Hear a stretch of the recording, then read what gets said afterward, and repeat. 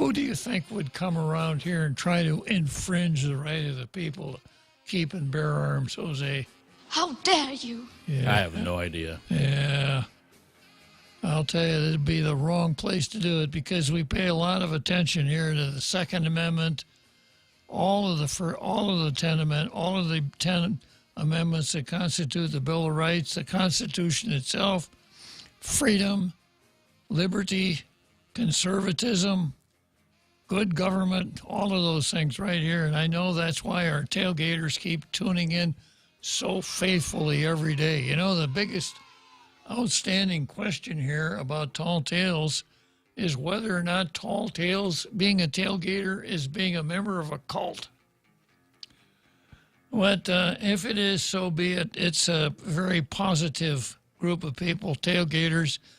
And if you're not a tailgater, if you don't subscribe to the Second Amendment and these other things, it's a good thing you came to this particular site or this station, because you listen a couple of days and you will become a tailgater, guaranteed. A little trouble with Facebook again today, Jose. That was operator error. The button has been pressed. We'll be live. Probably we are on right now. Okay.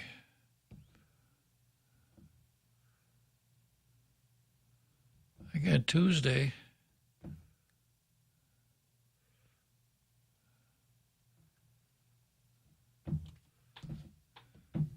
You know, about once every 2 weeks, I hit the link and it pops up. Other than that, I got to play with it, reboot it. I can't even find it. It's here somewhere. It's amazing they got as popular as it did when they're so poor at what they do. Okay, so here we are, another episode of Tall Tales, starting out, of course, with Zemi Ikutni. That's my backwards play on words. If translated literally, Zemi Ikutni means press the meat. I turn it around and translate it into meet the press in English. So we are the local equivalent of meet the press, but we're so much better than what you could see on PMSNBC. I used to read both editorials into the record, criticize them severely, determine which was the better of the two, and award that one a blue star. Now, it's rumored that when a newspaper editorial board is awarded the coveted blue star, if you were in the building, you could hear champagne corks popping in the editorial boardroom. The corks have not been popping much lately. The editorial board at the Post is apparently on strike. Daily News might just as well be, for the pap that they run on their editorial page, apparently just to fill a news hole. Today is no excuse. Our View, J. Yang and Family Foundation donation to UOG strengthens regional education partnerships. It sounds more like a news story than an editorial. One of the most important components of an institution of higher learning strategies for growth and success is the ability to create and establish partnerships beyond the campus grounds. This is especially true for us here on Guam, as our geographic location can highlight challenges beyond our control. University of Guam has proven these challenges can be overcome successfully by opening up the prospect of partnerships and relationships with educational institutions, regional entrepreneurs, and diplomatic partners.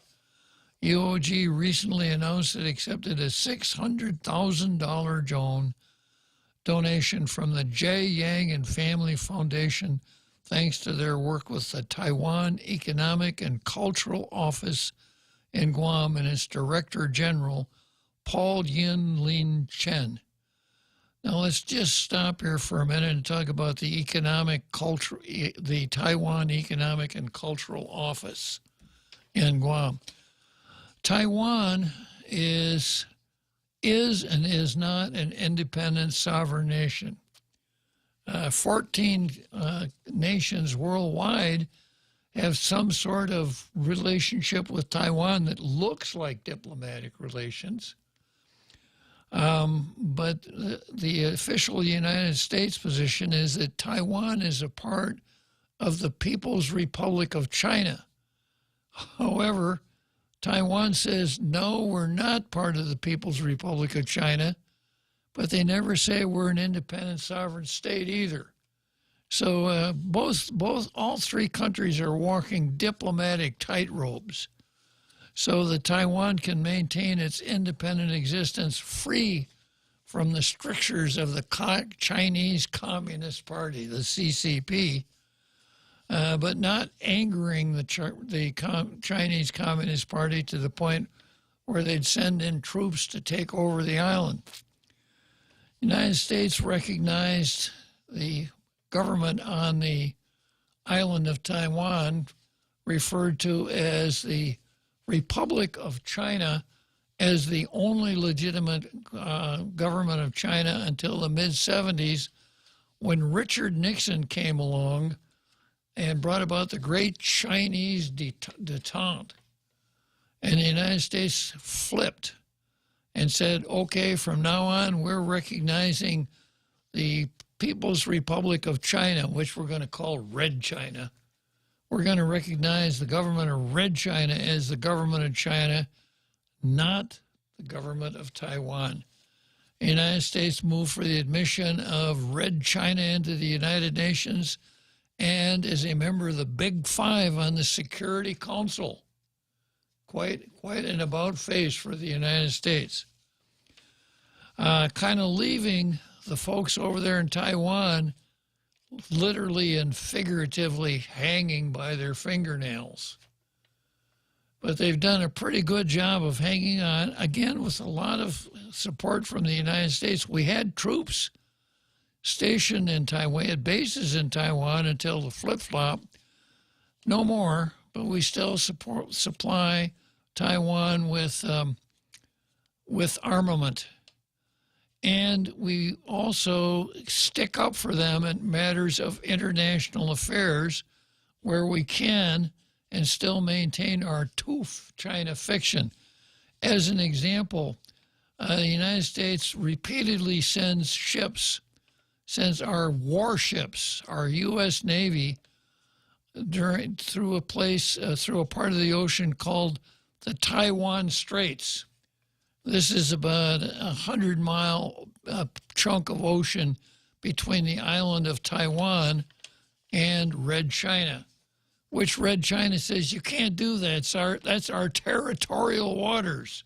You can't do that. And the United States says, oh, yes, we can. Freedom of the seas. And they keep doing it.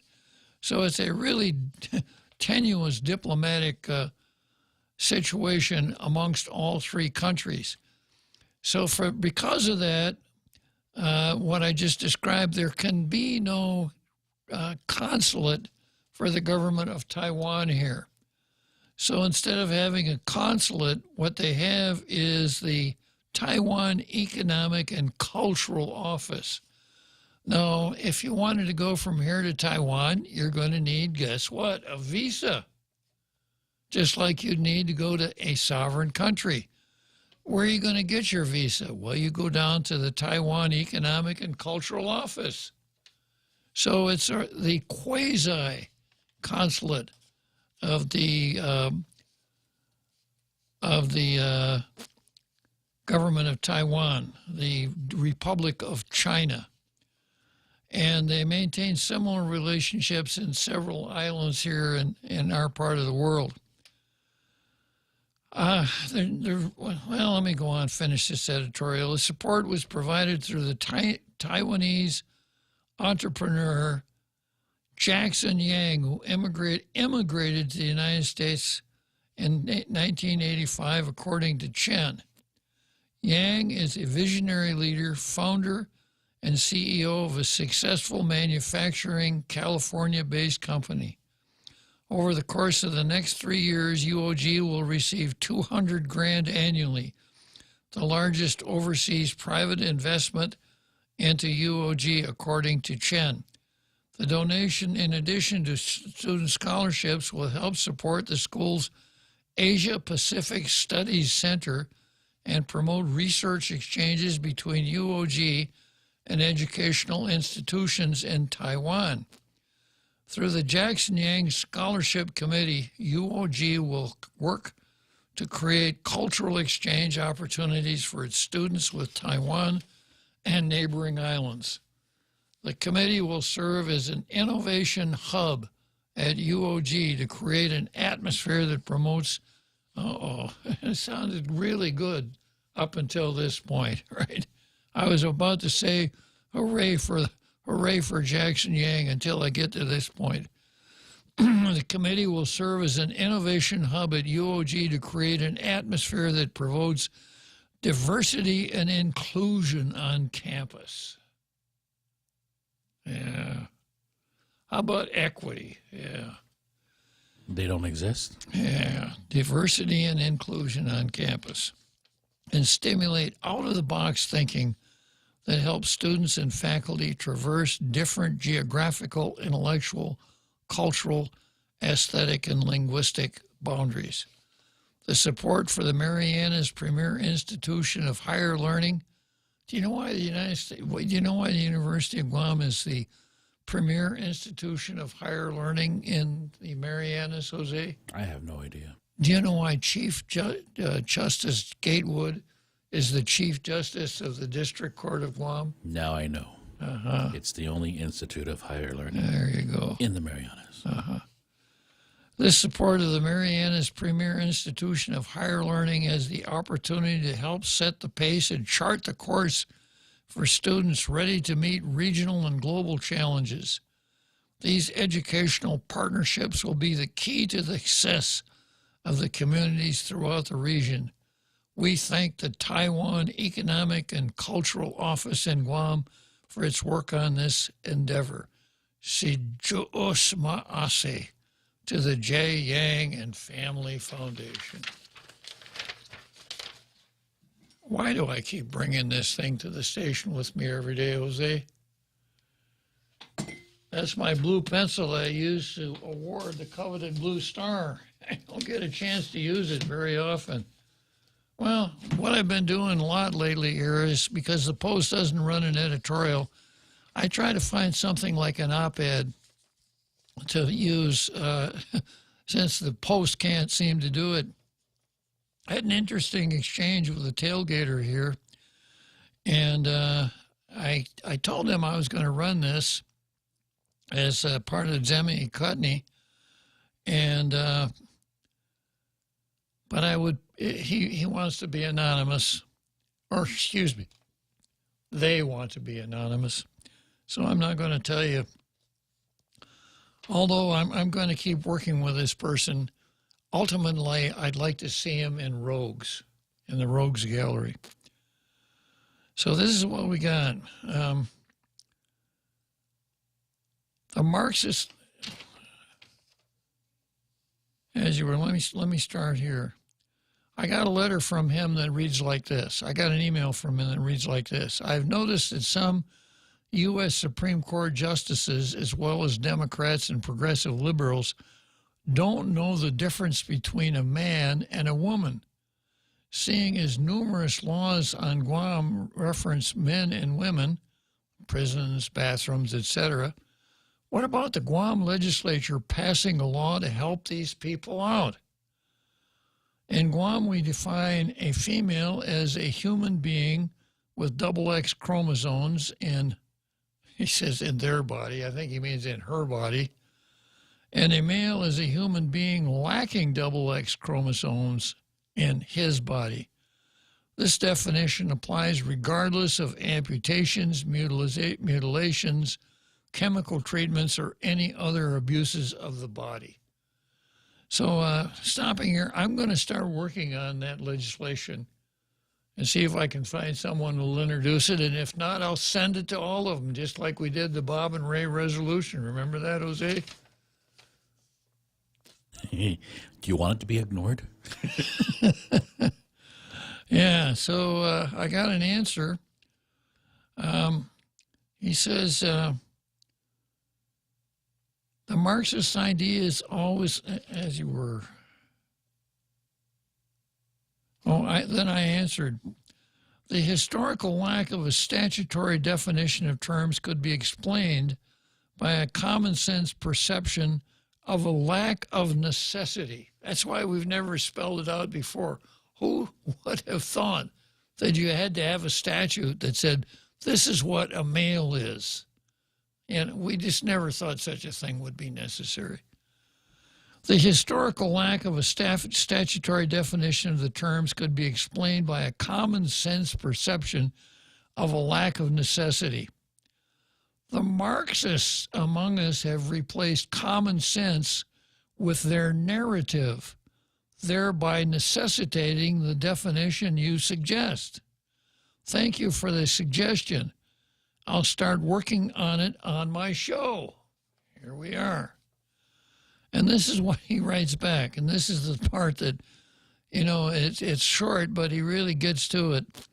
He says, I have noticed that some United States Supreme Court justices, as well as Democrats and progressives, don't know the difference between a man and a woman. Seeing as numerous laws on Guam reference men and women, what about Guam legislature passing a law to help these people out? In Guam, we define a female as a human being with XX chromosomes and as a male as a human being lacking XX chromosomes. The definition applies regardless of the amputations, mutilations, chemical treatments, or any other abuses of the body. He says, Guam can lead the nation. So I'm going to pick up on that suggestion, and I'm going to start working on that. Probably take me a couple days, but we'll get there. So much for Jemmy Cotney. Let's go to the card. And I've got David Lujan versus Chief Ignacio. Now, you can imagine what this one is about, right? It's an unfair fight. It's not a fair fight. Yeah. Not at all. Yeah. Chief, don't bring a letter opener. Don't bring a letter opener to a knife fight. And then I've got the Pacific Island Times versus corruption. There's some real journalism going on here from time to time. I've got Michael Matt versus Wokistan. I've got the Feds versus Jack Dorsey, the FBI versus free speech, Virginia Tech versus the First Amendment, Wichita State versus biology, Kenyon College versus education, Dave Sablon versus pro-abortion Catholics. And, of course, you'll remember systemic racism. I probably don't need to go into it too much. I have the Civil Service Commission decision that found that Paul Zerzan is not entitled to whistleblower protection. Sadly, I have not gotten around to doing the research necessary to rule on the Civil Service Commission ruling, probably tomorrow. Next, I go into the Public Law 36-34 portion of the agenda. Now, you require that public law, which has been in effect since June of last year, requires that the notices of meetings of boards or commissions, one of which must be published 7 days before the meeting, the other 2 days before the meeting, must publish the agenda of the meeting, and the agenda must be so descriptive as to put on notice its readers as to what's going to be discussed at the meeting. So I think maybe the Ethics Commission needs to investigate itself, because they're having a meeting on December 16th at their conference room in the fourth floor of the Bank of Hawaii building. And they start out with 1, call to order, roll call of members, 2, approval of the minutes for the November 30 meeting, 3, executive director's report, For old business, A, commission to act on the following cases. ETH 22020-0OT-2031. And then another one that says confusing. Do you know what that case is about, Jose? Neither do I. Was that mention in the agenda sufficient to put you on notice as to what is to be discussed? That one I'm sure of. No, it isn't. No, it isn't. So they've played this game that they can have an item on their agenda called Item 6, Closed Proceedings, and not call it an executive session and go through the formalities there. And no one has challenged them on it yet.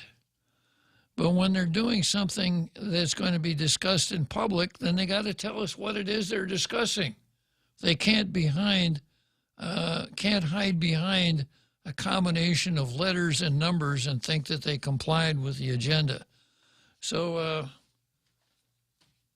I'm not going to let this go. We'll see what happens, and we're not going to let it go. And then the Guam Economic Development Authority does some really heavy-duty stuff at its meetings. For instance, item 10, approval for accountable officers. 10A, 10B, Resolution 22-005 relative to approving the write-off for certain long outstanding accounts receivable determined to be uncollectible.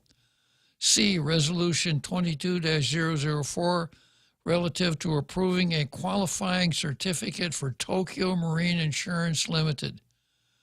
Now, I expect that Tokyo Marine is going to be there, and they're going to be sitting on the edges of their chairs, hoping that the Economic Development Authority Board approves their qualifying certificate. Now, if there's anybody out there that thinks this is not a good idea, here you go. Item number 9 on the agenda, old business.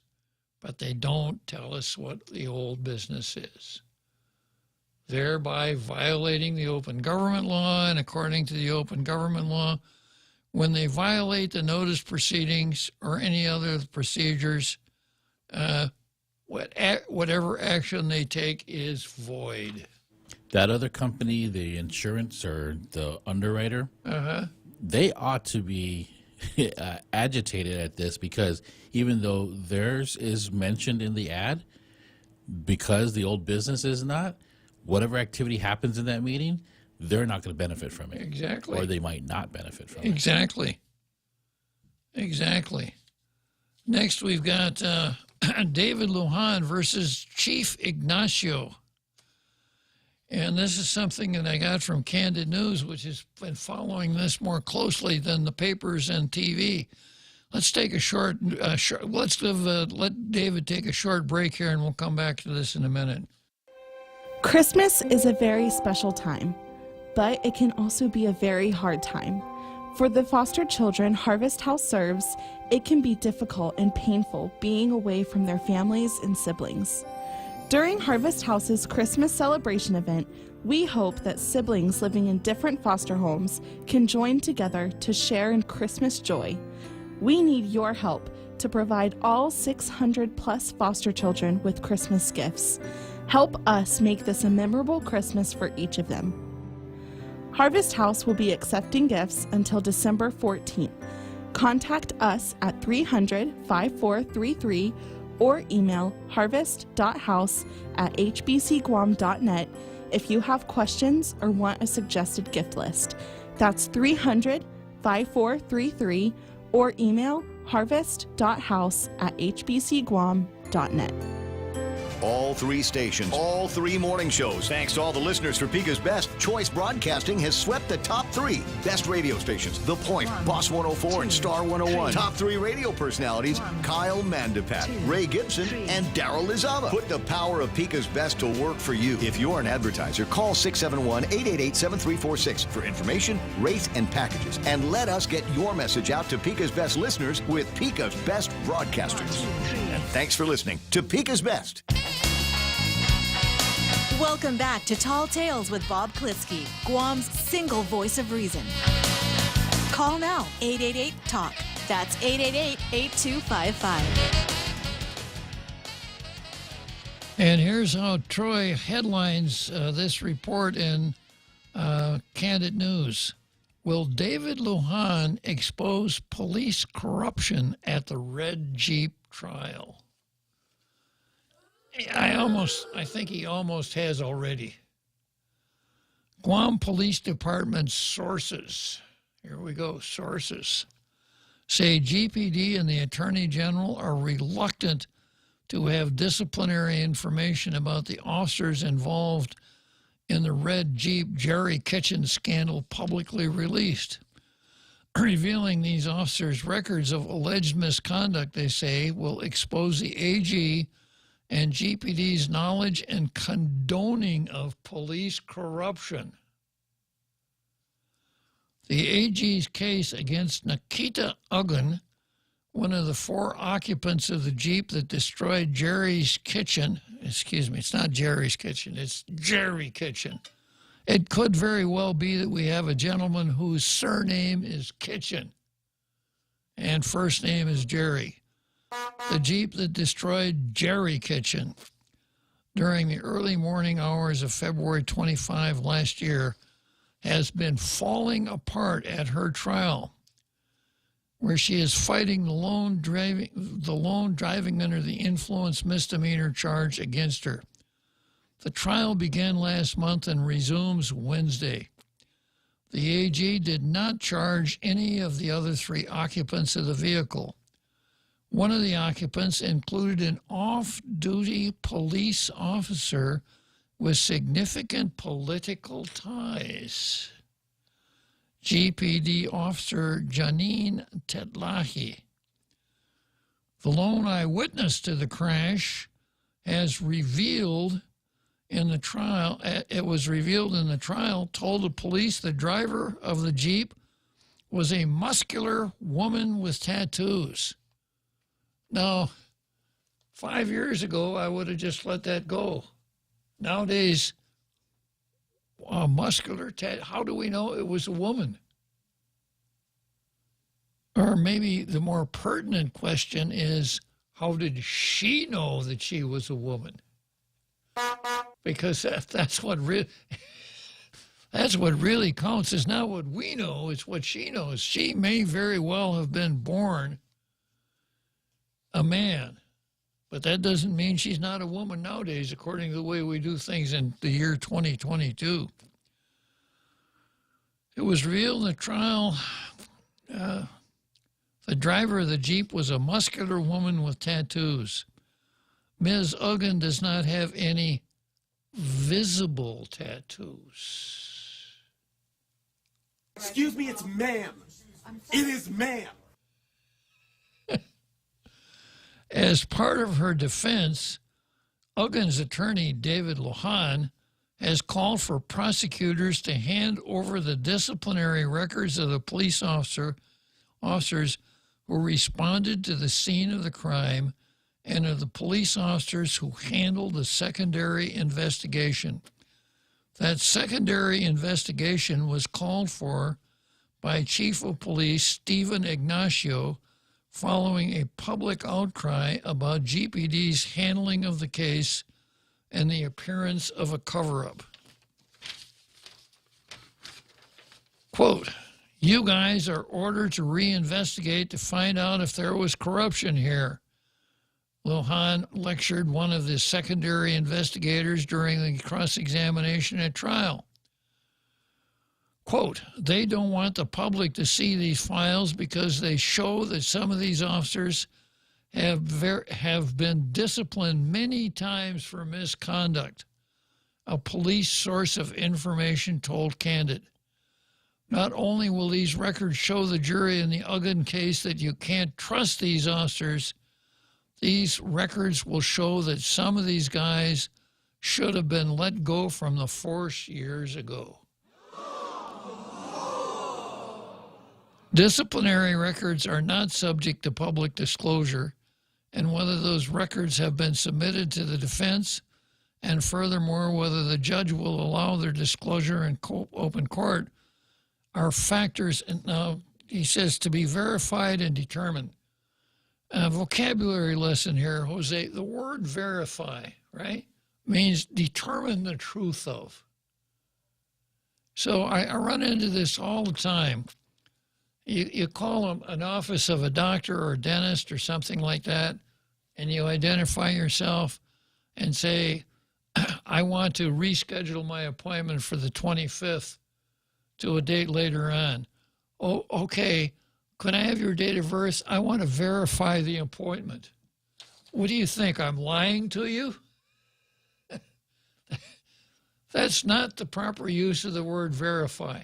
Would confirm be the most important? There you go. Yeah, verify means determine if something is true. Well, let me verify that. So, if someone says, how far is it from Jigo to Agana? Bob, how far is it from Jigo to Agana? About 11 miles. Well, I'm going to go down there. I'm going to use my speedometer to verify that. Yeah, you go right ahead and do that. So don't use the word verify unless you're trying, and verify would fit in this. You could cross-examine a witness and say, I'm going to call another witness to attempt to verify what you told the court. That would make sense. Let's see, where was I here? Verify.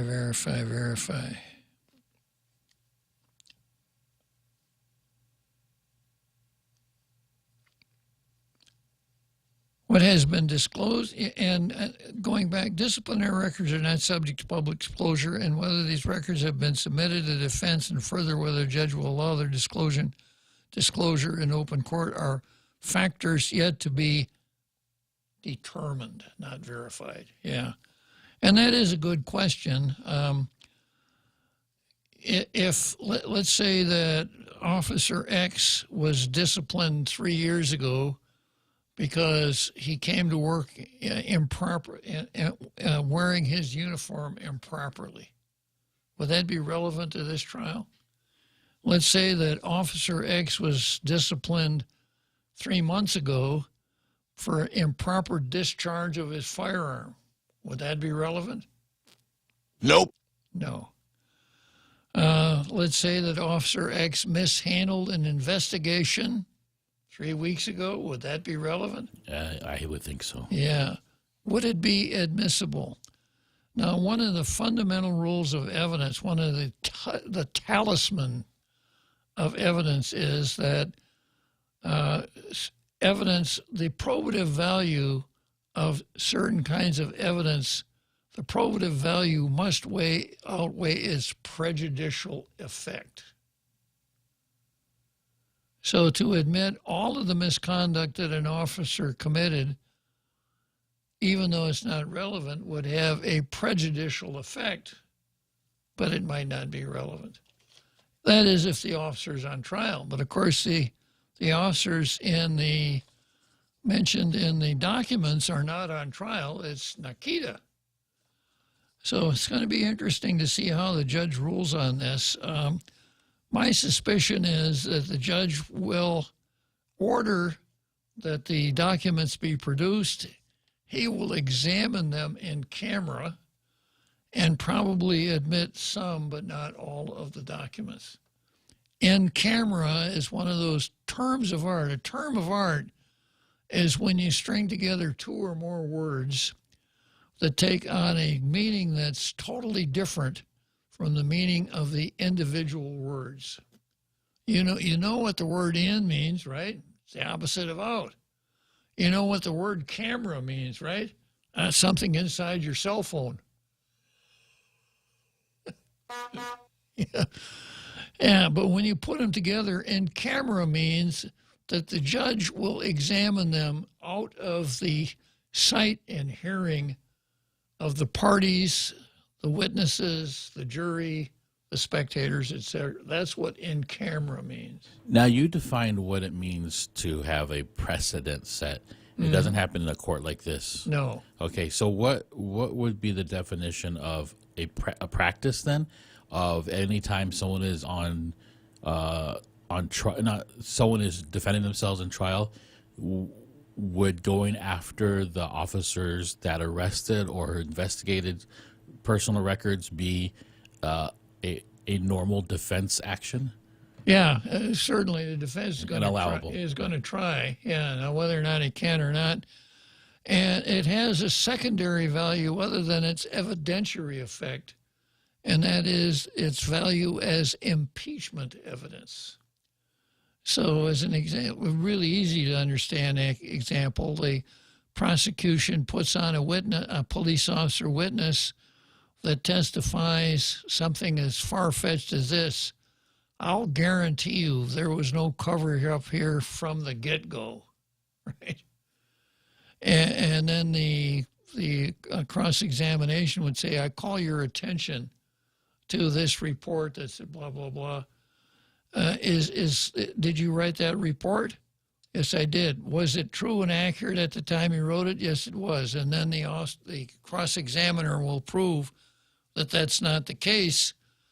And when it comes to impeachment testimony, if counsel is able to impeach a witness, he can get a jury instruction that the jury can disregard all of the testimony of that particular witness because some of his testimony had been impeached. Okay, going on. What has been disclosed in open court are admissions by police officers involved in the investigation that several protocols were not followed by GPD. For example, investigator Scott Arceo admitted the responding officer should have insisted on conducting some type of field sobriety test based on the circumstances of the crash. That's pretty obvious. Another key misstep, according to officers cross-examined by Mr. Lujan, was the alleged failure by responding officers to interview the lone eyewitness.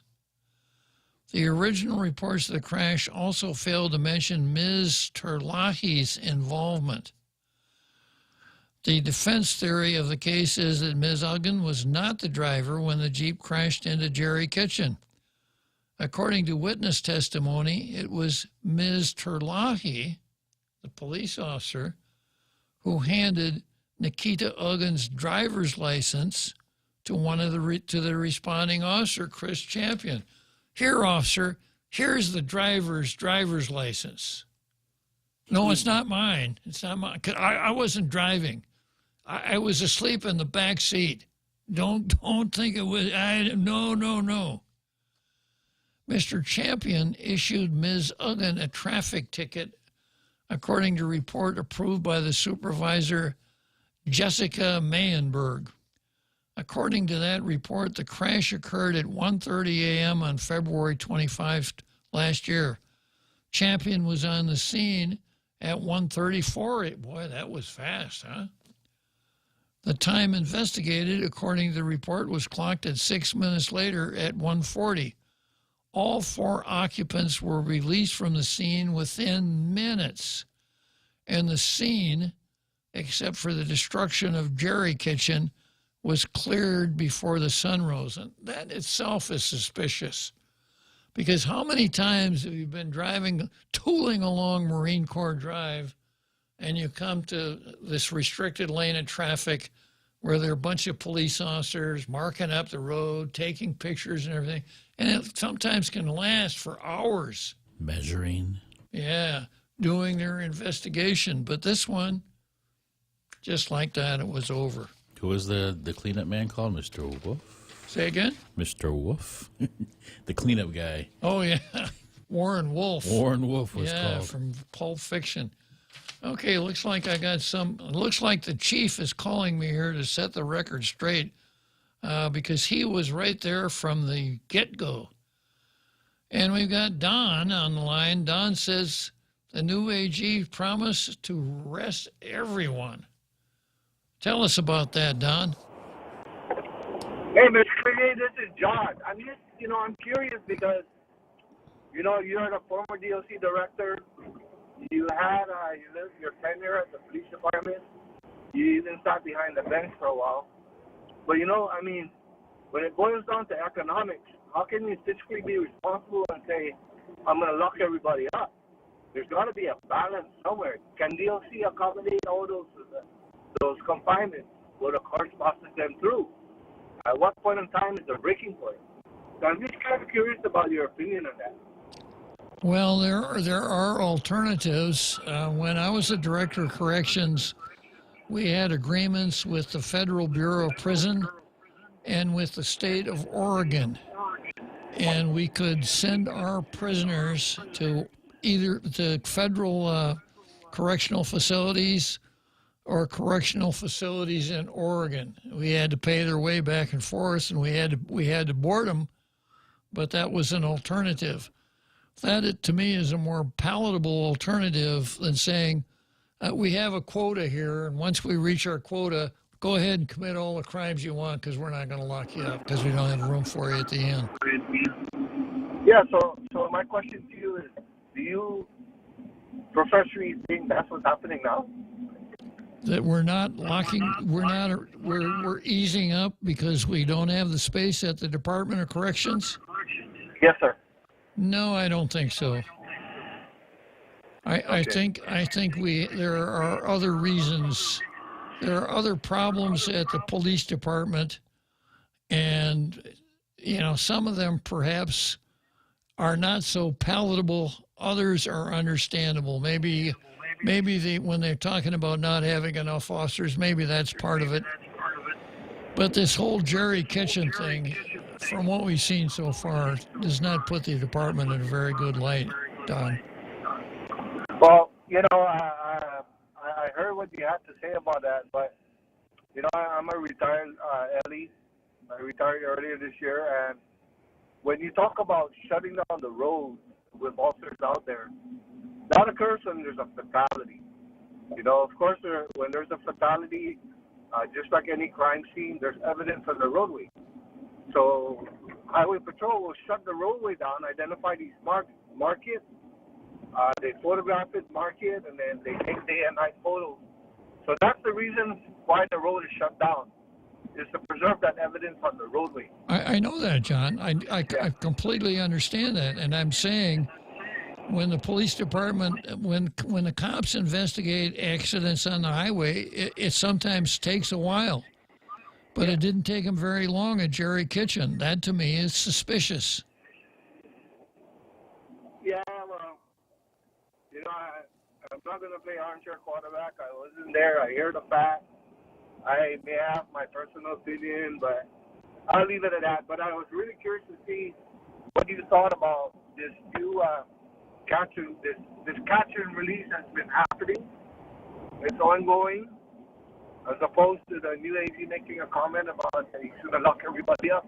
I mean, as a citizen, that would be great if he could lock everybody up, Well, that'd be a nice contrast to what we have now. Yeah. So I just wanted to see what you thought about that and your opinion. Okay. Thank you, Mr. Freaky. Good talking to you, John. You too. Let's see, former law enforcer.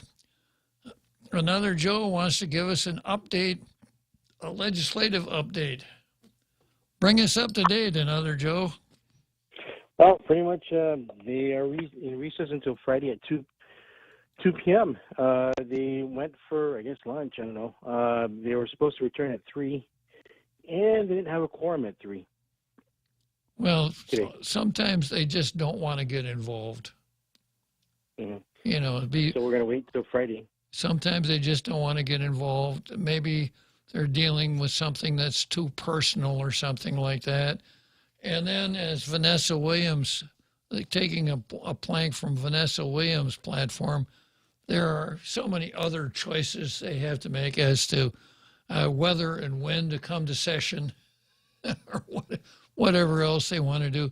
Just because they're, full-time government employees doesn't mean they got to come to work, another Joe. The thing is that according to the standing rules, they have to give the governor 10 days, regardless of whether she signs it into law or she vetoes a bill. And the timeline is such that I think Friday gives her 10 days. So it's very doubtful they'll have session next week. So it's all the voting's going to happen Friday. Well, if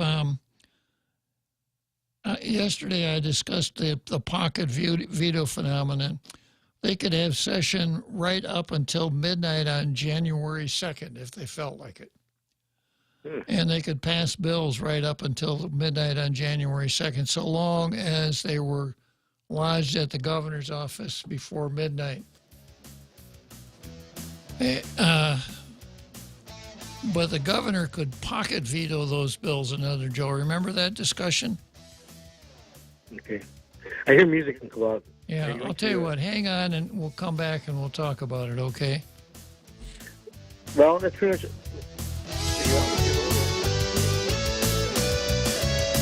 Happy holidays, Guam. From now through January 13th, the Guam Visitors Bureau is giving you a chance to win $150 in cash just by sharing your Christmas spirit. Each week, GVB will announce the theme of the week, so take your best photo or video and upload to visitguam.com/Instagram to enter for a chance to win $150 in cash. Winners will be announced every Friday. Brought to you by GVB, making Guam a better place to celebrate the season of giving.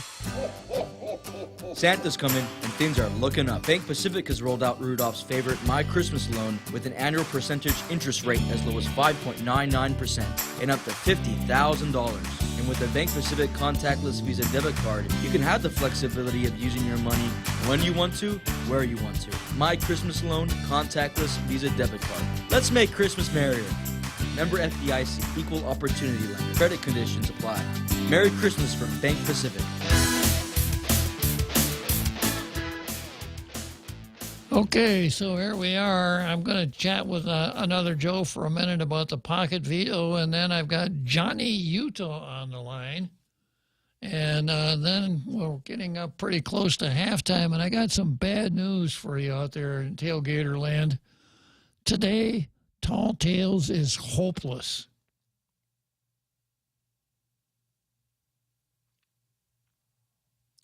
We are hopeless because we can't run Hope Cristobal's screen test. I feel pretty sad about it, but we got some technical problems here we're working on. As soon as we fix them, we'll run Hope's screen test. But for today, unfortunately, we're hopeless. Okay, back to you, another Joe. I explained the other day that if the legislature passes a bill, sends it to the governor, and then adjourns sine die, the governor has 30 days to sign that bill into law. And if at the end of 30 days she has not signed it into law, it is vetoed without her touching it with the tip of her pen. It's called a pocket veto. So they can act right up until the end, until the very end of the session. In fact, there are sometimes tactical advantages in passing bills near the end because it takes the pressure off the governor. If the governor doesn't like it, the governor can just sit there and do nothing. And that can be an argument point for, saying, well, let's vote for this thing. Even you guys who are, really tight with the governor, this doesn't put the governor on the spot. Okay, another Joe? Okay, Bob. So we'll see what happens Friday and then after Friday. Okay, thanks for the report. All right, have a good day. And then we got Johnny Utah from Salt Lake City in the heroic state of Utah. A lot of snow, Johnny Utah?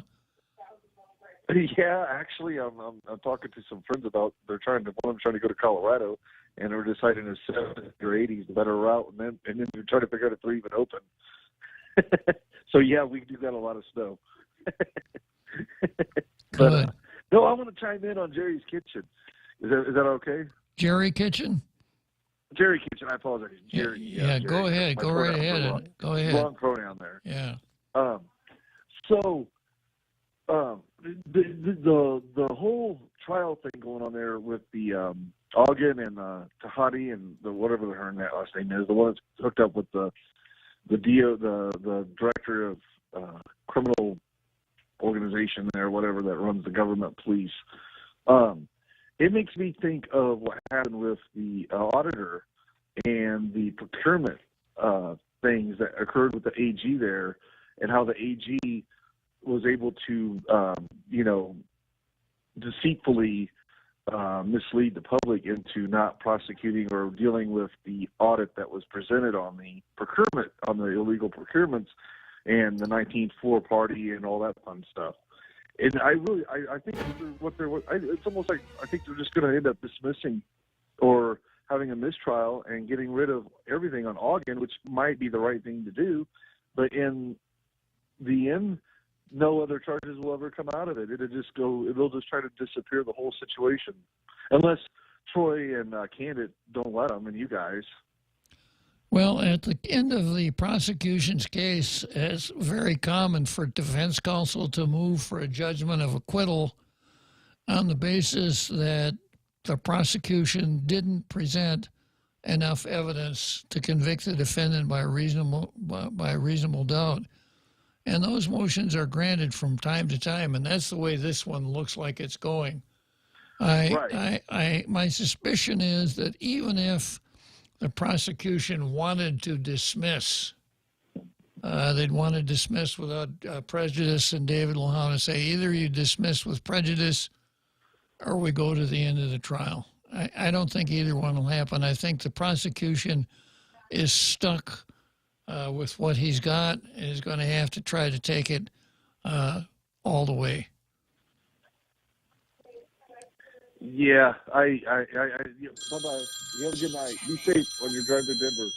But I don't see that as a stable case that they got going on there. I think it's the way it's looking, the evidence is leaning towards that Ogden is innocent and was set up and was probably too drunk to even hand the check in the license. And I've dealt with Champion once in my life while I was there, and it was not a good experience. And I was actually Johnny, I gotta cut you off here. We're up against the big halftime show. You want to call back after the show, and we'll hear you out. Oh, that's okay. That's okay. You got other callers that have come in. There's plenty of other shows that are going to come up.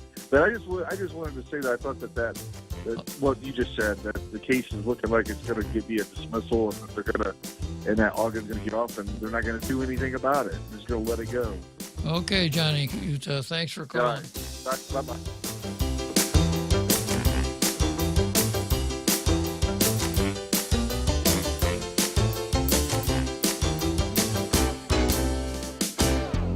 The Point is KUSG, Hagåtña, Guam, 93.3 FM and 104.3 HD3. Twisters in the dark. I'm Jack Callahan, Fox News. Tornadoes reported in Louisiana and Mississippi within the last 2 hours.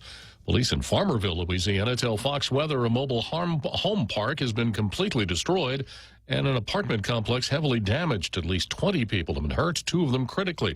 Meteorologist Jeremy Grams at the National Weather Service says it could get worse during the day on Wednesday. The tornado threat will increase, and we're expecting the potential for tornadoes. Some of those could be strong again from basically southeastern Louisiana. Everything will kind of shift eastward, so southeastern Louisiana, southern to southeastern Mississippi, and then perhaps some of that threat moving into parts of southwest Alabama.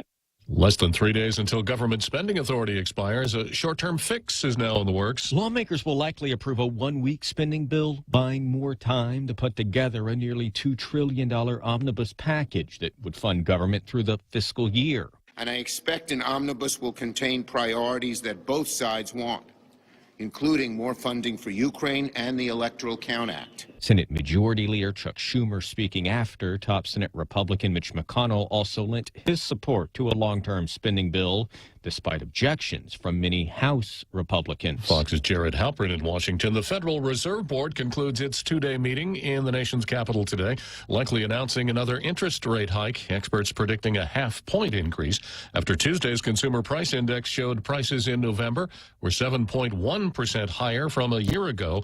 That's down 7.7% 1% in October. President Biden predicting it'll continue to get better. I know it's been a rough few years for hardworking Americans and for small businesses as well. And for a lot of folks, things are still pretty rough. But they're bright spots all across America. America is listening to Fox News. Santa's coming and things are looking up. Bank Pacific has rolled out Rudolph's favorite My Christmas loan with an annual percentage interest rate as low as 5.99% and up to $50,000. And with the Bank Pacific contactless Visa debit card, you can have the flexibility of using your money when you want to, where you want to. My Christmas loan, contactless Visa debit card. Let's make Christmas merrier. Member FDIC, equal opportunity lender. Credit conditions apply.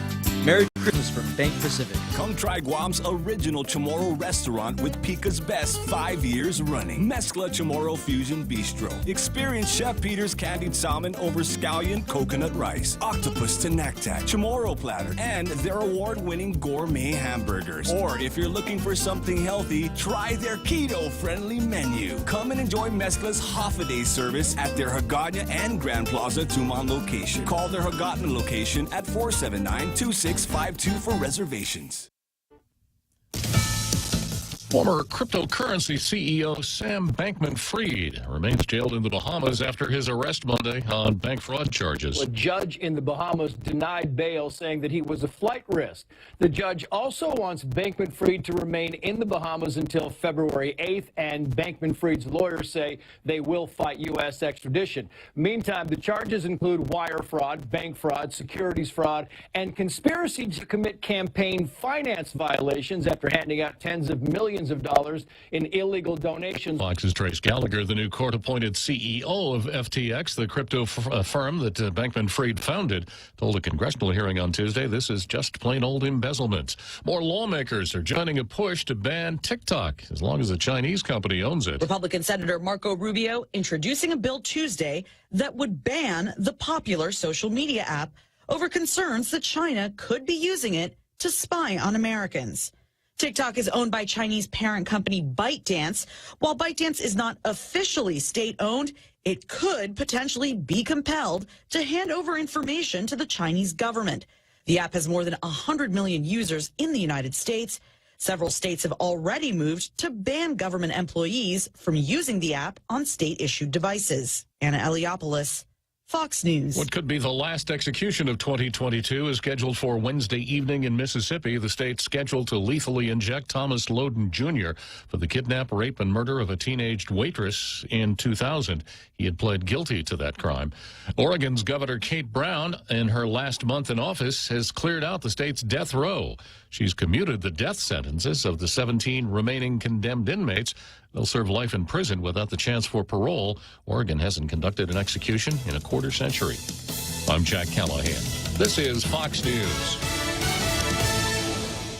All three stations, all three morning shows. Thanks to all the listeners for Pica's Best, Choice Broadcasting has swept the top three best radio stations. The Point, Boss 104, and Star 101. Top three radio personalities, Kyle Mandapat, Ray Gibson, and Daryl Lizama. Put the power of Pica's Best to work for you. If you're an advertiser, call 671-888-7346 for information, rates, and packages. And let us get your message out to Pica's Best listeners with Pica's Best Broadcasters. And thanks for listening to Pica's Best.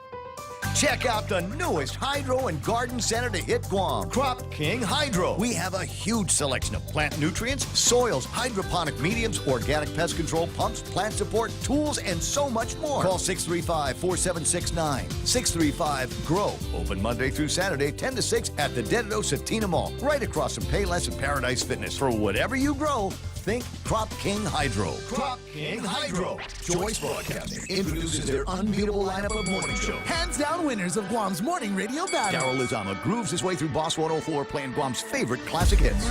Morning mouth Ray Gibson shakes the cage on 93.3 The Point. And now, we are proud to announce the Morning Blender with Kyle Mandapat, mixing it up at sunrise on Star 101. If you're an advertiser trying to reach the most valuable ears, we've got the shows that listeners have been tuning into for decades. One call gets all three. 671-888-7346. That's 888-REIO.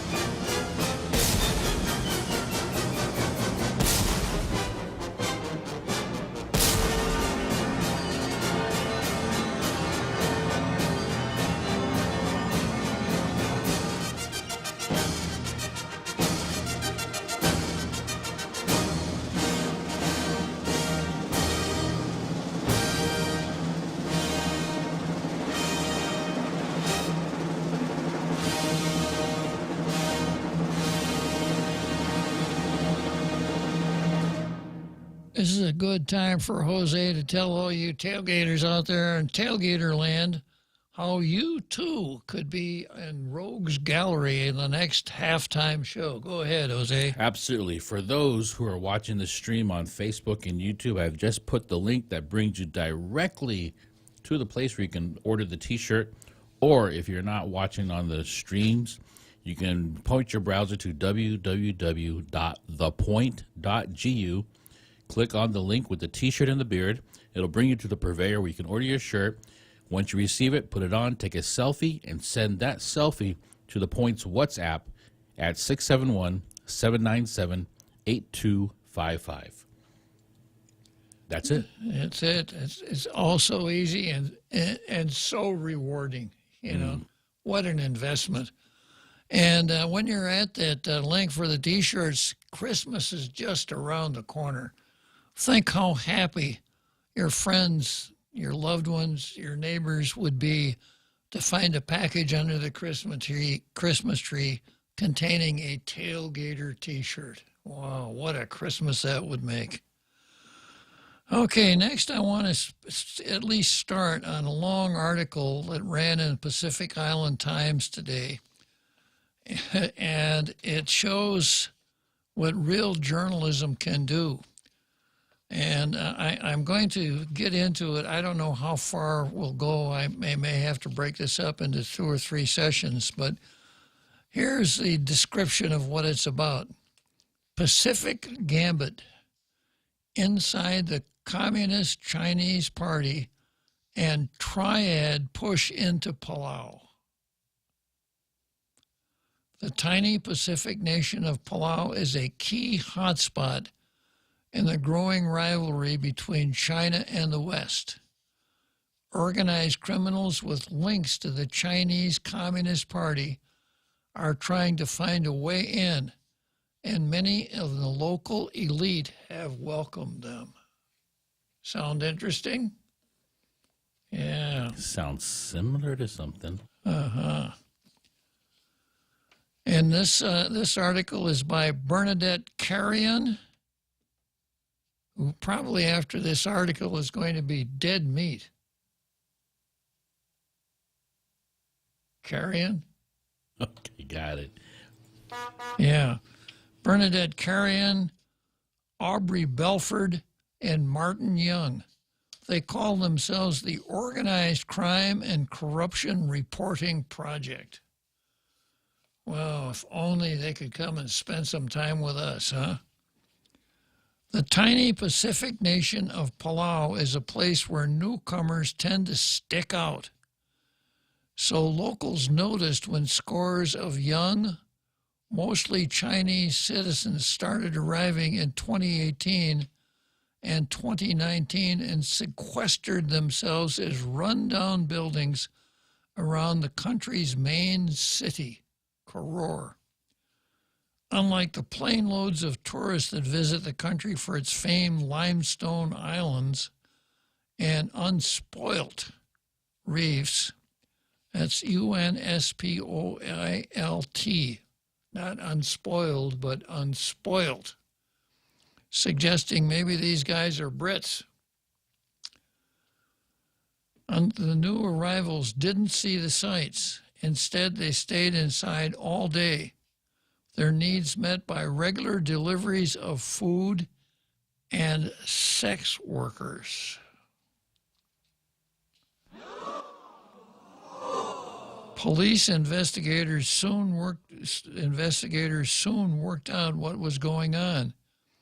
They were low-paid workers who had been brought in to staff illegal online gambling operations targeting customers back in China. Law enforcement came to believe the operations were connected to Chinese gangsters, who in previous years had become an increasingly menacing presence on the country's streets. Brusque men with visible tattoos just cut right to the front of the line and drive down the streets like they own it, said the country's police chief, Ismail Ogun. So, these brusque men with visible tattoos. I wonder if any of them were. Don't go there. We're basketball players. I thought you were going to say drivers of red Jeeps. Yeah, that too. Yeah, you never know about brusque men with visible tattoos. Basketball players, good. Yeah. And then Ismail Ugun. Is there a connection there? Sounds like this guy's trying to do his job. Quote, these guys were up and in your face. On New Year's Eve 2019, the cops decided to act. In coordinated raids on 3 buildings, officers arrested 165 people found in rooms fitted with laptops, mobile phones, bunk beds, and stashes of instant noodles and soft drinks. I wonder on what schedule of their controlled substances instant noodles are. They are addicting. Yeah. The number of people arrested was more than double the usual population of the country's single jail. It's like John's call, I guess. What do we do when the jail is full? Ugun said, the police chief said he had no choice but to give the detainees a citation for working illegally and deport them. The force was so overwhelmed that a proper investigation and extensive questioning would be impossible. Where was I going to put these people, he asked. Now, here are some key points. In 2019 and 2020, Palauan law enforcement detained and deported hundreds of mostly Chinese citizens working in illegal online gambling operations based in the country. The operations are just the latest in a string of questionable ventures by ethnic Chinese business people in the country, including U.S.-sanctioned U.S.-sanctioned senior triad figure Wan Kuok Koi, also known as Broken Tooth. Mr. Dolphy? Let's see. Chat Dolphy. Almost Dolphy. Yeah, almost Dolphy. Yeah. Palauan authorities believe the plans are interlinked and tied to influence efforts by the Chinese Communist Party. The Chinese push into Palau has been facilitated by longtime Chinese expatriates in the country, as well as members of the local elite. Among these prominent locals have been 2 former presidents, Tommy Ramengasa Jr. and Johnson Toribiong. Johnson Toribiong, a lawyer who at one time practiced on Guam, Jose. Wow. Former presidents of Palau? Uh-huh. Wow. Yeah, one time he practiced on Guam with the firm, let's see, what do they call themselves?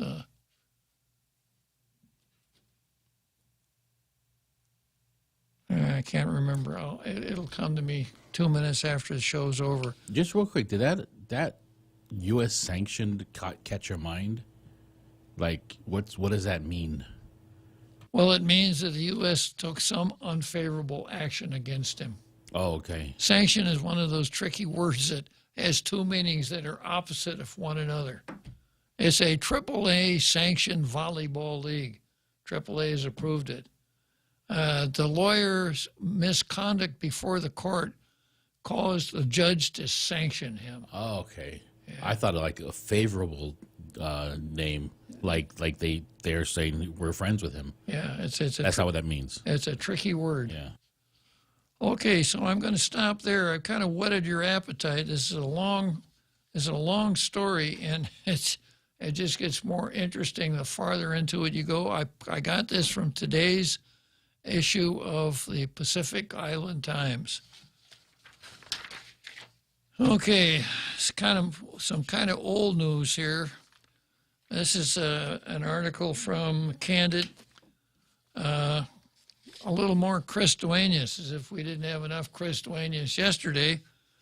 Duenas, senators need shutoff valve to governor's pandemic financial powers. According to the law, senators can shut that power off if 8 of them decide there's no longer is a public health emergency. Since the summer of 2020, however, several senators have questioned the administration's use of the governor's powers. And according to both Republicans and Democrats, several of those questions, most related to questionable contracts. Where's that music, Jose? Yeah, like the contract that the governor's consigliere cut for the 19th floor as an example. There really has been a significant lack of transparency and accountability, Senator Chris Duenas said, particularly when it comes to procurement. The OPA just put out a report, a lot of question costs. Duenas, at the start of the 36th legislature in January 2021, introduced Bill 11, which would require the governor to request permission to renew the public health emergency rather than give her blanket authority to renew it at whim. Quote, Bill 11 would bring the administrative officials to the legislature on a monthly basis prior to the extension of the emergency, he said.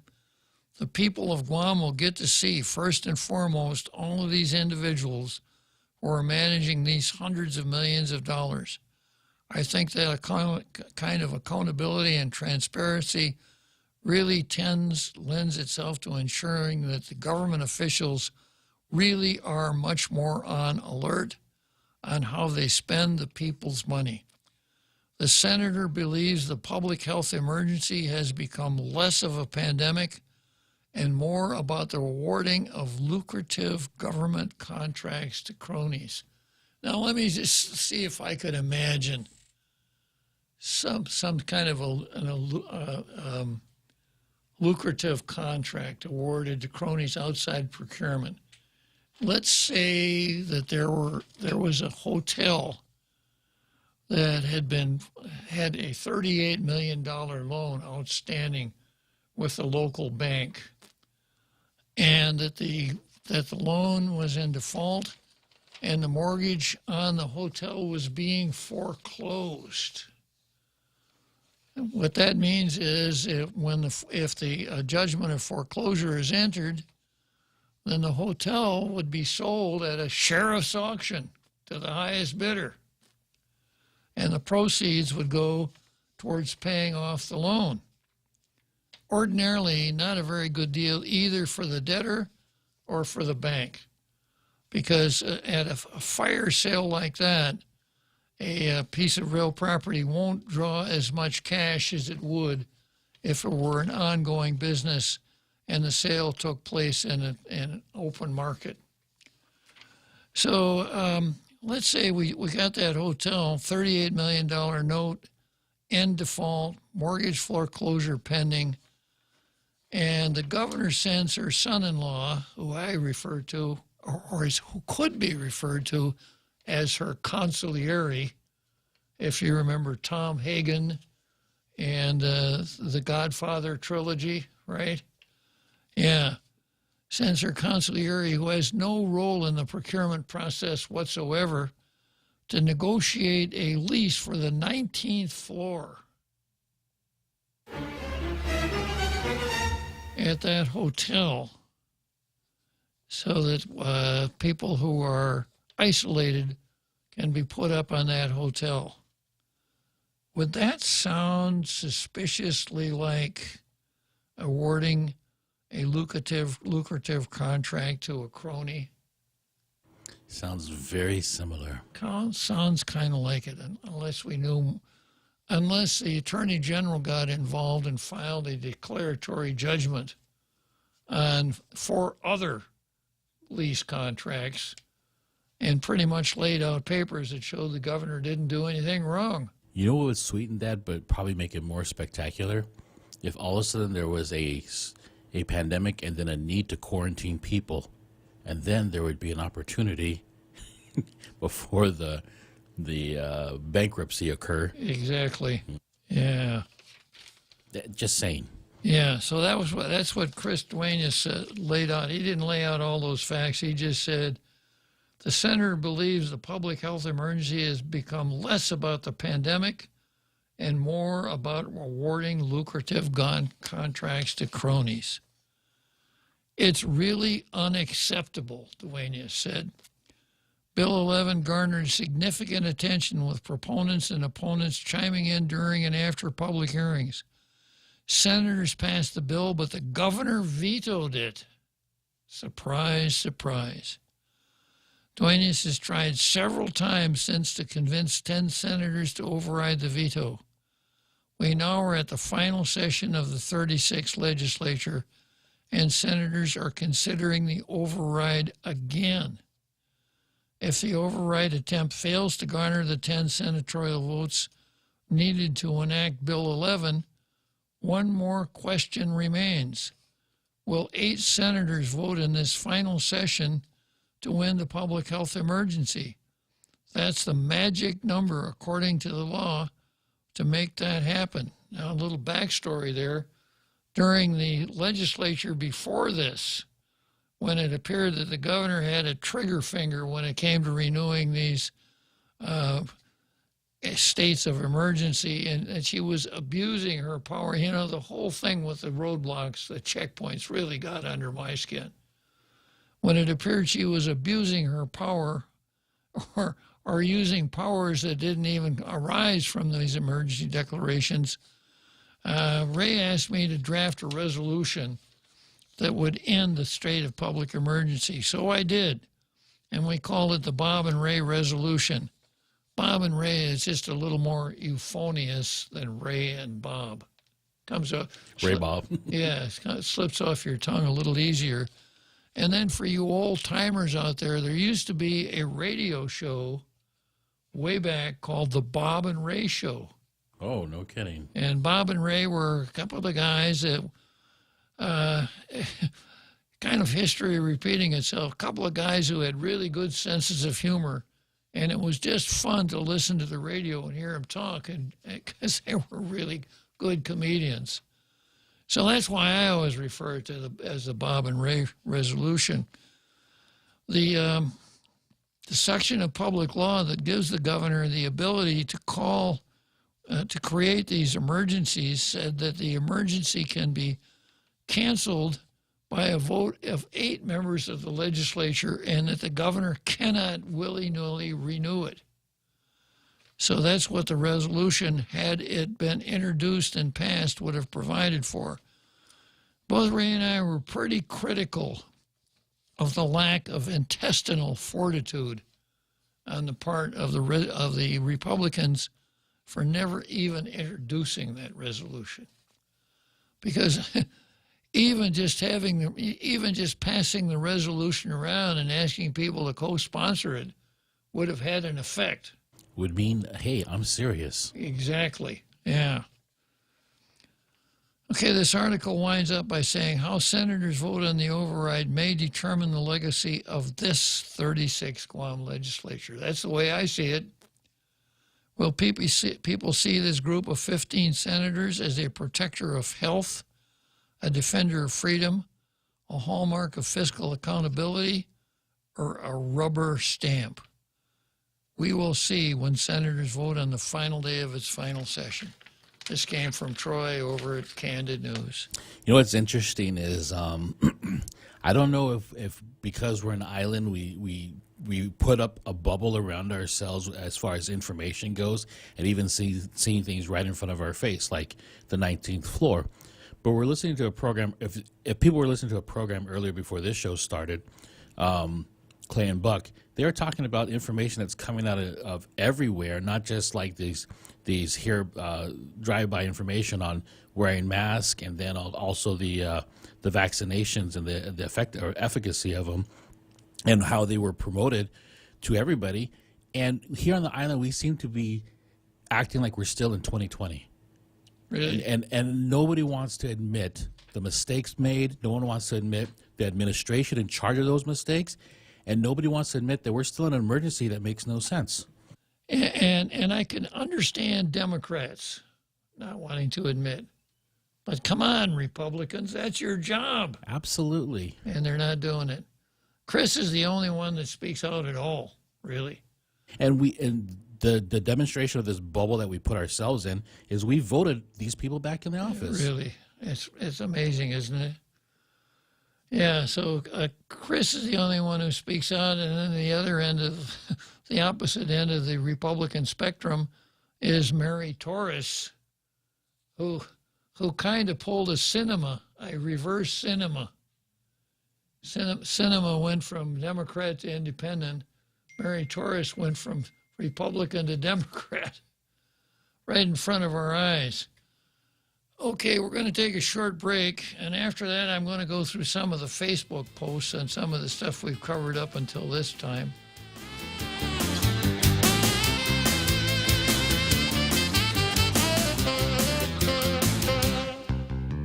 Happy holidays, Guam. From now through January 13th, the Guam Visitors Bureau is giving you a chance to win $150 in cash just by sharing your Christmas spirit. Each week, GVB will announce the theme of the week, so take your best photo or video and upload to visitguam.com/Instaguam to enter for a chance to win $150 in cash. Winners will be announced every Friday. Brought to you by GVB, making Guam a better place to celebrate the season of giving. Christmas is a very special time, but it can also be a very hard time. For the foster children Harvest House serves, it can be difficult and painful being away from their families and siblings. During Harvest House's Christmas celebration event, we hope that siblings living in different foster homes can join together to share in Christmas joy. We need your help to provide all 600 plus foster children with Christmas gifts.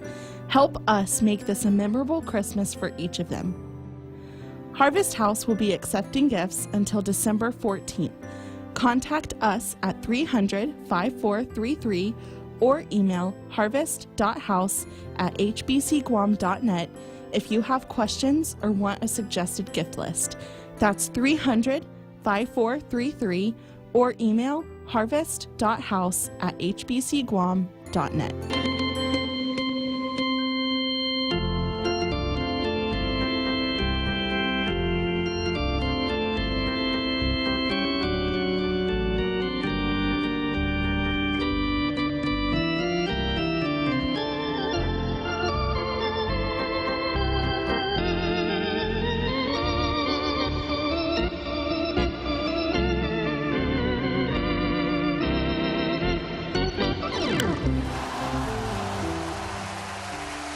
So here we go. Wrigley Field in Chicago. Let's keep our fingers crossed and cheer for the Wrigley Field to get the next All-Star game and not have the Democrats do something silly like they did when Atlanta got the All-Star game. Okay, so let's see what we got on Facebook here. We have, I lost a couple of the top posts just when I'm sitting here looking at it. So if I didn't mention your name, it's not because I didn't want to. It's because Facebook took it away. But Mike Grace Bloss puts up the term jelly kitchen. Okay. Lonnie Salas is laughing at that. We've got Mike Grace Bloss again, Upside Downtown. And Jose Tedpago Jr., don't confuse the cops. They're having a hard enough time. And then we've got Bloss again, God is called evil, and vice grip. Good is called evil and vice grip. I know what vice grips are. I don't know why you... And then we go on with Bloss again, can't miss with the popos. Popo is another way of referring to police.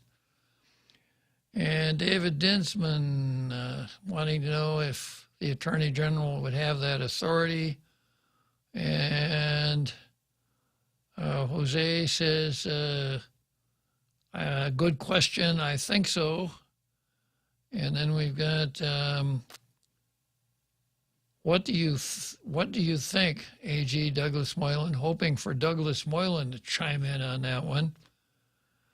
And I'm going to take a crack at that myself. Now, I would hope that the Attorney General pays as much attention to the open government law and the Sunshine Law as I do, because that's his job. Not my job, but I do it anyhow. And when we have these obvious open government violations like I keep seeing right in front of my eyes every day, I would think that he would have a scrivener in his office send out a form letter saying, stop it. And that he would then set up a workshop and he would invite government agencies to send responsible people to that workshop so they don't keep making the same mistake. Now, whether he could require attendance, I don't know. I suspect not. But on the other hand, if the Attorney General sends a letter to a director saying you're screwing up, I have a feeling it would not be shoved into the circular file. And then we've got, Boss again, is Mark Chotfris an affiliated gang member? I don't know where that came from. And Colin Clark is here cheering us on. And let's see. Colin Clark commenting on Jerry Kitchen. They could have been hungry. It was breakfast time. Talking about the quick cleanup. Yeah. Well, or maybe just driving into Jerry Kitchen. Cause, there you go. You know, I remember about my days before teetotaler, especially when I was a little younger. You go out and spend a night at the bar. What do you want to do? You wanted to go to Bob's Whispering Paw. Linda's Cafe for breakfast, right? People referred to it as tavern time. Tavern time. Yeah. The local Greek diner. Exactly. And then Bonnie Suba, not true. Highway Patrol does a thorough investigation of expensive property damage and questions concerning drivers or identification of drivers. What's not true? She was talking about the caller who said that they usually only do investigations if there's a fatality in the accident. Oh. And there was one, Jerry Kitchen. Yeah. A fatality? The whole front. Killed the restaurant. Killed the restaurant. Killed the kitchen. And then Bonnie says, I was a certified accident reconstructionist, Guam Highway Patrol. So she knows what she's talking about. Colin Clark, well, I am hopelessly saddened. I can't experience the former senator's bigotry because we're hopeless today. Oh. Yeah, in case you missed the announcement, we are hopeless here on Tall Tales today because of technical difficulties. We couldn't run the Hope Cristobal show like we always do on Monday. We couldn't do it Monday, couldn't do it yesterday. We can't do it today. As soon as we overcome the technical difficulties, we'll run it again because I know you guys are out there jonesing for that video. And then again, yes, Virginia, there is a Santa Claus. Right. Okay. Going on. Another real scandal featuring the Democrats and the left. It can be ignored by the legacy media. Talking about the FTX scandal. Oh, yeah. And the contributions to campaigns that this gentleman made. Yeah. Yeah. Yeah. You know, if I didn't know anything else about that guy, I'd say, first thing you need to do, Mr. Fried, you need to go to the barber shop. How do you expect anybody to have? How did he do it? I mean, looking like something like a clown from Ringling Brothers, Barnum and Bailey. That probably wasn't his profile picture. Yeah. Okay. And then we've got Sandra Regis cheering us on, and Jose making the announcement about getting on Rogues Gallery, and then Colin Clark. How about the Benjamins, also known as dead presidents? $100 bills. Lonnie Salas, Jose Ted Pago, We have Jimmy Barbecue from Haiti. Wonder where that is. And Jose wants to know if Hunter's laptop is involved. I can see it happening in Palau. Probably, yeah. That's part 2. Yeah. The administration hasn't spoke of a transition team to get off the public health emergency after actions reports and fiscal responsibility without the gravy train from the Fed.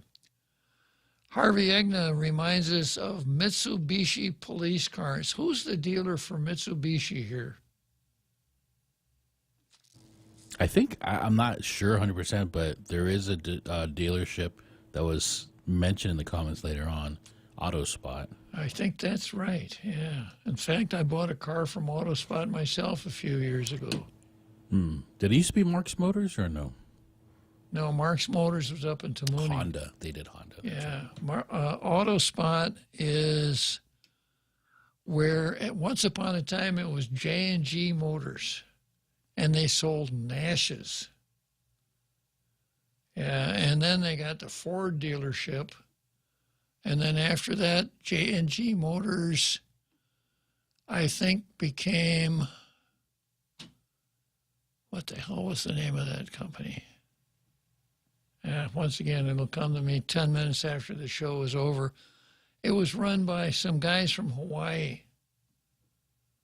And then it morphed from there into Cars Plus and then into AutoSpot. And they are the Mitsubishi dealer here in the island. Okay. And we've got Jose Ted Pago get 100K truck vans for the police.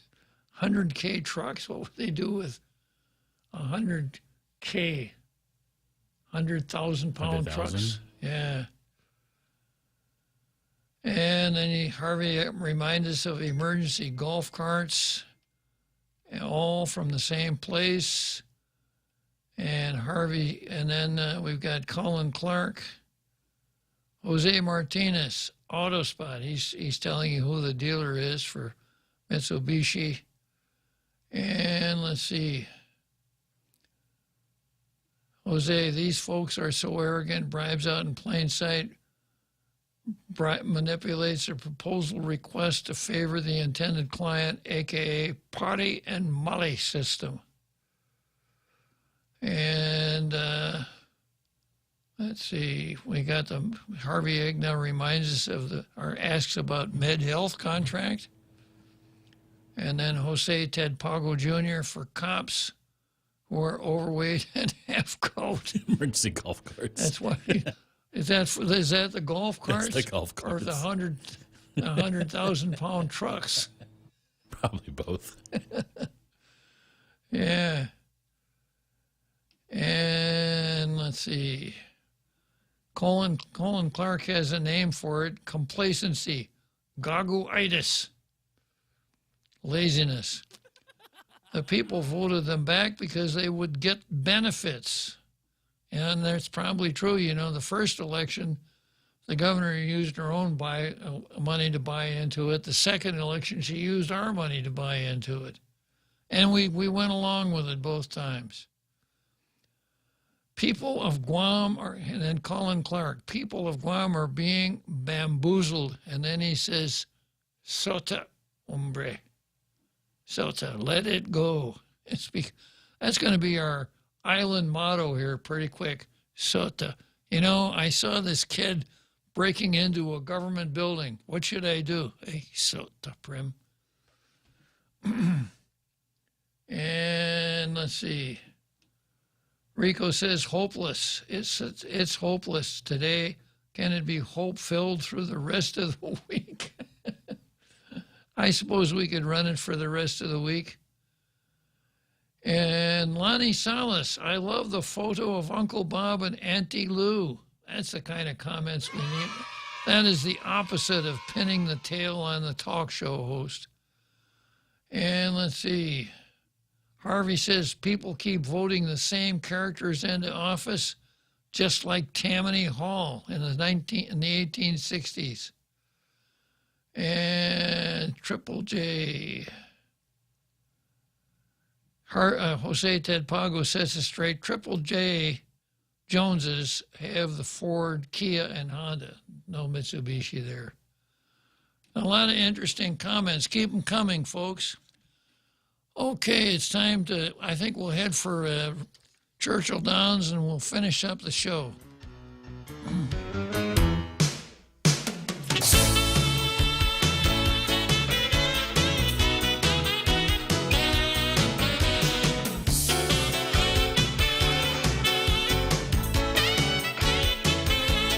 All three stations, all three morning shows. Thanks to all the listeners for Pika's Best, Choice Broadcasting has swept the top three best radio stations. The Point, Boss 104, and Star 101. Top three radio personalities, Kyle Mandapat, Ray Gibson, and Daryl Lizama. Put the power of Pika's Best to work for you. If you're an advertiser, call 671-888-7346 for information, rates, and packages. And let us get your message out to Pika's Best listeners with Pika's Best Broadcasters. And thanks for listening to Pika's Best. Come try Guam's original Chamorro restaurant with Pika's Best 5 years running. Mezcla Chamorro Fusion Bistro. Experience Chef Peter's candied salmon over scallion coconut rice, octopus to naktak, Chamorro platter, and their award-winning gourmet hamburgers. Or if you're looking for something healthy, try their keto-friendly menu. Come and enjoy Mezcla's half-a-day service at their Hagåtña and Grand Plaza Tuman location. Call their Hagåtña location at 479-2652 for reservations.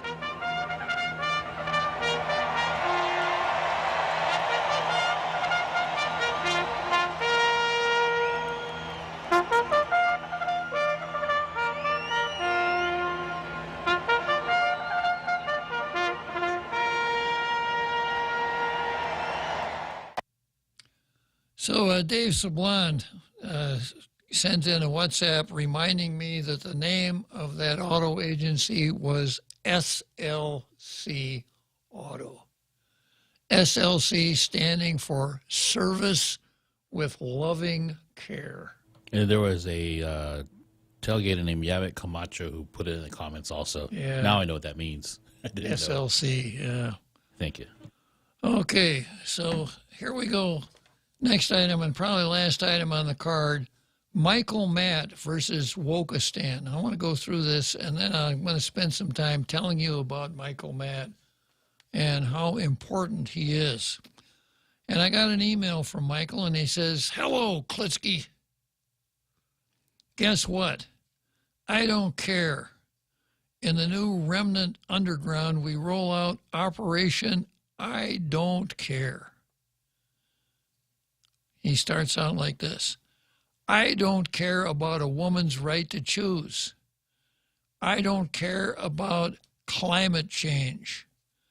I don't care about Vatican II. I don't care about COVID.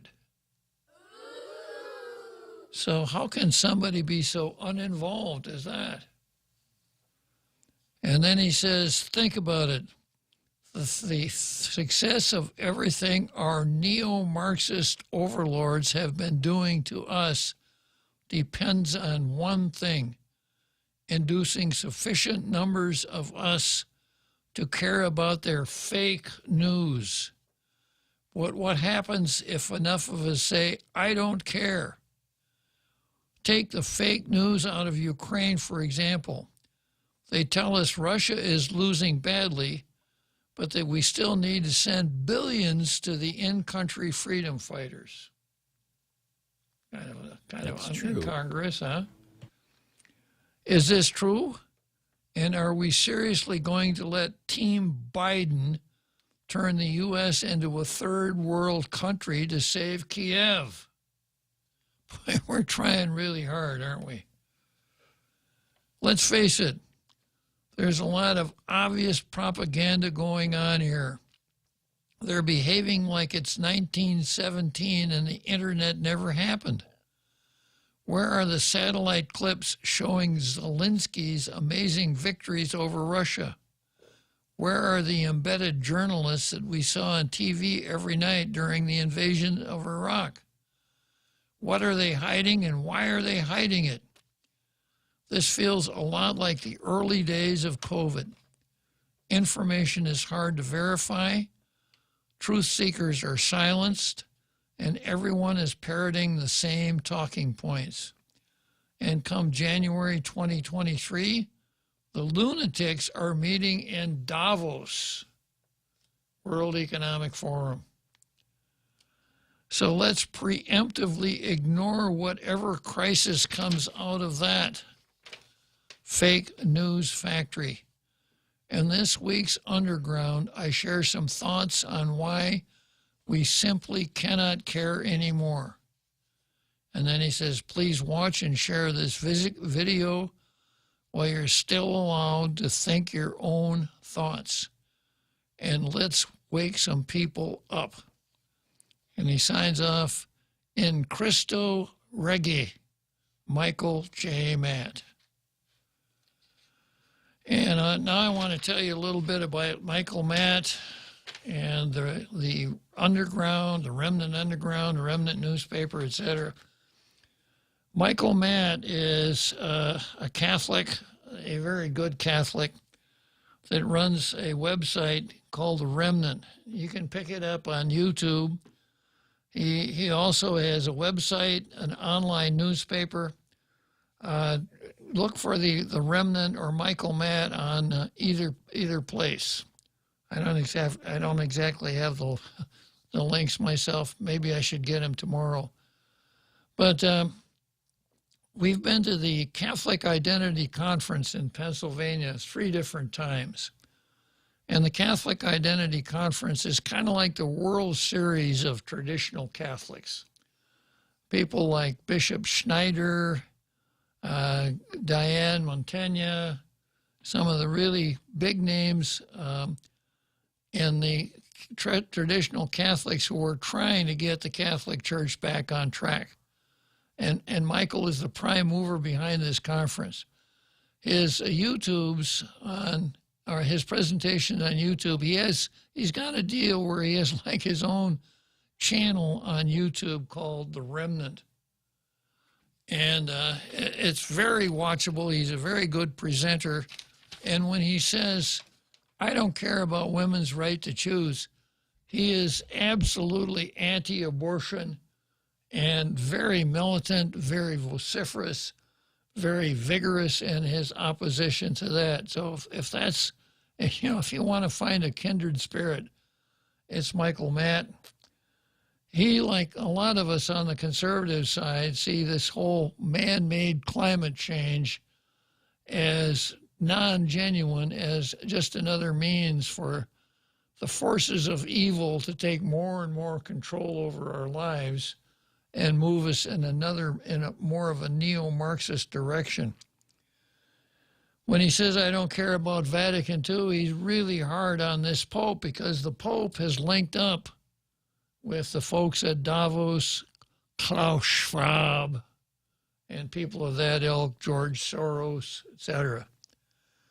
And when he says he doesn't care about COVID, same thing. I remember one of his videos that was in the height of COVID that ran from Minneapolis. Michael's from Minneapolis, and this priest is holding mass outside with snowflakes falling all around him.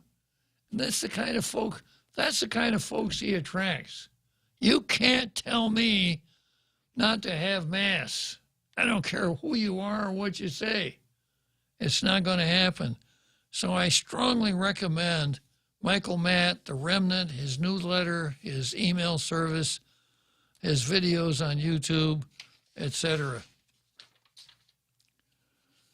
Let's see, I still got about 9 minutes to go.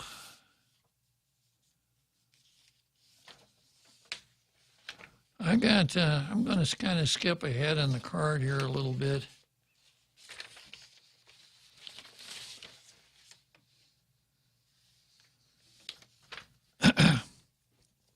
I think I can finish this. This is Wichita State, a college in Wichita, Kansas. Wichita State versus biology. We're back to that op-ed piece I read a little earlier here. Kansas needs to pass a law. Wichita State University will spend more than $15,000 to stock tampons in the men's, women's, and unisex bathrooms after a bill allocating the funding cleared the Student Government Association Senate on Wednesday. Which bathrooms? Men's, women's, and unisex tampons. Well, you know the old saying, better to have it and not need it than need it and not have it, Jose. I don't want to know what to use it from the men's bathroom. Well, you know the way things. How do you know? How do you know? I just don't want to know the emergency use. Sounds painful. The founding allocation for menstrual products bill will designate $10,300 for dispensers, display boxes, and installation, and a yearly total of $5,430 for product refills and upkeep, according to the student newspaper called The Sunflower. The menstrual products, which will include both pads and tampons, will be available at no charge. Who said there's no such thing as free? Don't say it. Yeah. An SGA official who spoke with the Daily Caller News Foundation on the condition of anonymity said the products will be funded through the SGA Reserve Fund, which is allocated from student fees. I wasn't opposed to the bill at first until I discovered that it was providing menstrual products for men's rooms, the student said. I had to do a bit of a double take and reread to make sure I was getting the information right. And sure enough, my suspicions were confirmed during the presentation last night.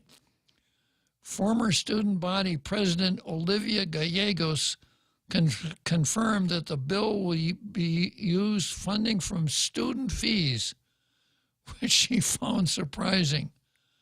I was not surprised to see this bill passed, as the SGA, like most around the country, is notoriously liberal. I would not say notoriously liberal, I'd say notoriously nuts. I was, however, surprised to see how this will be funded. The initiative is being funded through the SGA Reserve Fund, as no other department on campus was willing to foot the bill. Well, that's some good news. Gallego said the SGA spent 5 years working on the bill, only to always come to the same conclusion. No one wants to fund it. The issue with this is that the reserve fund exists as emergency funds, often described as a rainy day fund. The SGA skims 1% of its budget every year into the reserve fund. The SGA is the Student Government Association. So if you can't find somebody who wants to do it, you make somebody do it. Skims 1% of its budget every year in the reserve fund and will continue to do so until it reaches $1 million. This is not an emergency or rainy day. The fact that no one in 5 years has been willing to fund this speaks volumes about what student money should not be spent on. Gallego said that during her tenure as president, she made it clear that the SGA would not be funding this program, and if we did, menstrual products would only be placed in high-traffic women's restrooms, as only women have periods. Oh, man, this lady, Olivia Gallegos, is in for a really, really rough ride, Jose. It's ma'am. Wow. It is ma'am. Current student body president John Kirk, however, told the Sunflower he hopes to have restrooms stocked by the end of the academic year. A third student who spoke to the DCNF under the condition of anonymity said that the plan is, quote, ridiculous. Men can't get periods, and biological men don't belong in women's hate speech. Violence. Right there at... How dare you? Right there at Wichita State. I wonder if they called the cops. It's also a tremendous waste of money to provide tampons in men's restrooms, the student said. I wouldn't be opposed to providing them in women's restrooms, but this is ridiculous. The dispenser will be placed in women's restrooms and reportedly will hold more products, while the display boxes will be stocked in the men's and unisex restrooms, the Sunflower reported. Wichita State and Kirk did not immediately respond to the newspaper's request for comments. Just shows you how far off the rails we are. Their mouths were gaping wide, and they could not comment. Exactly. All right, let's see if I can get somebody in here before we shut down for the day. Johnny, Utah. Go ahead, Johnny. Yes. So I had the same question about a different university as to why they were providing tampons in the men's restroom, and I was quickly corrected with a plausible excuse for that. Do you want to hear it? Yeah. Rectal bleeding. Evidently, there is a phenomenon of male college students suffering from bleeding from the rectum. That's even worse. And that's what they're using them for. Yeah, so, go with that. What next? All the way from Utah, folks. Have a good night. You made it, John. Yeah, here we go, folks. Let's go, Brandon.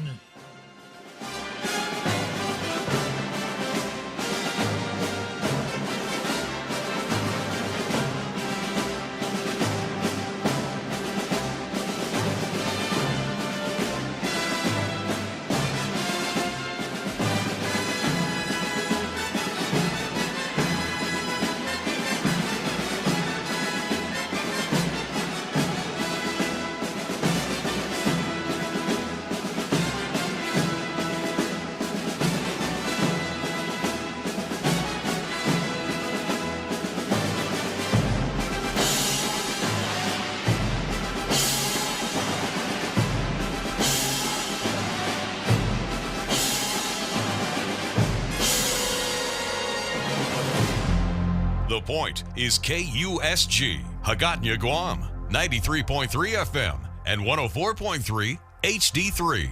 HD3. A late-night tornado outbreak. I'm Jack Callahan, Fox News. Tornadoes blasting across parts of Louisiana and Mississippi. As many as 24 people have been hurt in the northern Louisiana town of Farmerville. We've got a mobile home park that was completely destroyed, and we're still going through the search and rescue recovery mode right now. Going throughout, several mobile homes were thrown several hundred yards out in wooded areas. That's Police Detective Cade Nolan of Farmerville Police, who tells Fox Weather an apartment building was also heavily damaged. Earlier Tuesday, 5 tornadoes touched down in northern Texas. While snowplows continue to carve into the heavy snow dumped by the blizzard in parts of Montana, Wyoming, Nebraska, and South Dakota.